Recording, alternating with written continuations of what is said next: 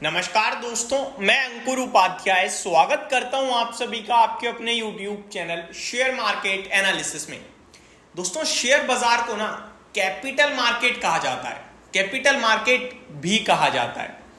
यहां पे कंपनियां अपने शेयर को लिस्ट करती हैं और उसके बाद उन्हें जब जब पैसे की जरूरत पड़ती है तो उन्हें कोई बैंक पैसा दे ना दे, लेकिन शेयर बाजार से वो पैसा जुटा लेंगे, ये वो जानते हैं। और इन्वेस्टर कभी कभार इतना ज्यादा बेवकूफ हो जाता है, इतना ज्यादा गुमराह हो जाता है कि वो कुछ देखता ही नहीं है पैसा देने से पहले, सिर्फ और सिर्फ चौतरफा भेड़ चाल में पैसा दे देता है। इसका एक सही मायने में एग्जांपल आज सामने आया है। देखो, आप अपने कीमती पैसे, देखो आपके पास अनाप शनाप पैसा है और आप कह रहे हो ये यहां लगा दे रहा हूं वहां लगा दे रहा हूं, तो बात अलग है। लेकिन अगर आपको लगता है जो आप पैसा लगा रहे हो शेयर बाजार में वो बहुत मेहनत से कमाया गया है और उस पर आप गेन चाहते हो, लिमिटेड गेन आए लेकिन गेन आए, वो पैसा नहीं डूबना चाहिए, तो ये वीडियो पूरी एंड तक जरूर देखिएगा।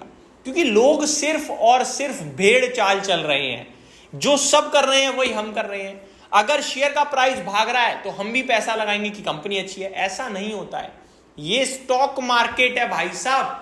2 दिन में 40% ऊपर जाने के बाद एक हफ्ते में 40% नीचे हो जाता है शेयर। बहुत ऐसे एग्जाम्पल है मार्केट में, बहुत, एक नहीं है, बहुत है।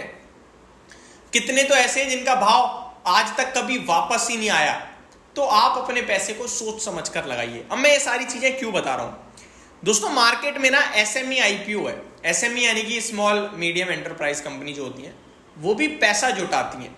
उनका लॉट साइज बड़ा होता है। जैसे अपने नॉर्मल मेन लाइन आईपीओ जो होते हैं उनमें 14,000 के समथिंग आप एक लॉट के लिए अप्लाई करने में 14,000 के करीब लगता है, 14 से 15,000। लेकिन वहां क्या है, 1.5-2 लाख रुपए एक ही आईपीओ में लग जाते हैं, एक ही लॉट के लिए लगते हैं। बल्क में आता है वो एसएमई आईपीओ। अब यहाँ एक एसएमई आईपीओ को लेकर पूरा बाजार हिला पड़ा है, एसएमई आईपीओ का। और ये भाई साहब हाथ जोड़ रहा हूं, कहीं ऐसा ना हो कि आप इसको देखने के बाद खुद ही खरीदने चले जाओ। नहीं, सिर्फ जानकारी लो और अवॉइड करो ऐसी चीजों को, ये समझ लो। मैं आपके साथ शेयर करता हूं दोस्तों चीजें, बताना चाहूंगा आपको इस एसएमई आईपीओ के बारे में।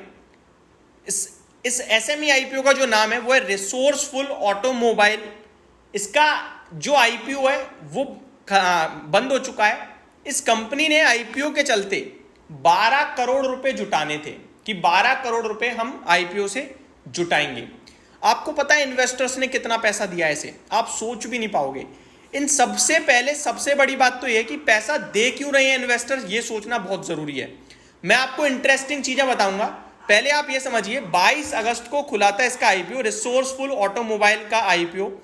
और इस कंपनी के बारे में मैं बता दूं, 12 करोड़ रुपए जुटाने की बात चल रही थी और इसने 4800 करोड़ रुपए की बिड आई है इस पे।